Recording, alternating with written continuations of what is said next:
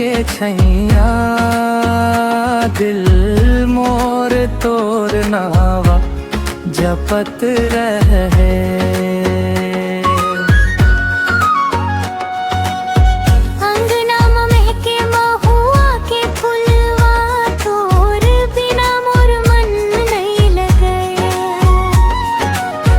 अरपा के पानी जैसे निर्मल तोर अखिया चमके रे।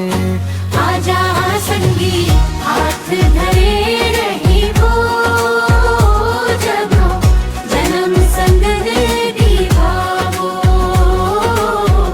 माया के दुनिया बसावो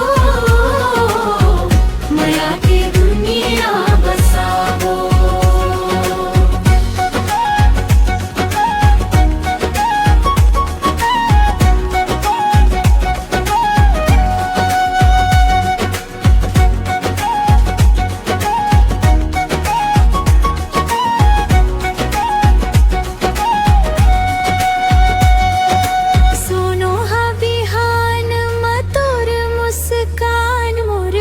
सपना सज के रे महुआ डार तले बैठ के मीठ मीठ गोठिया बो।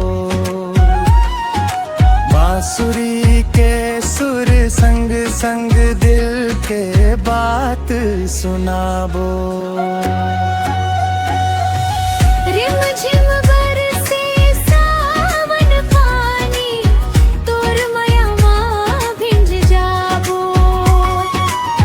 छत्तीसगढ़ के माटी गवाही तोर संग जिंदगी बिताबो। मोर गाँव के माया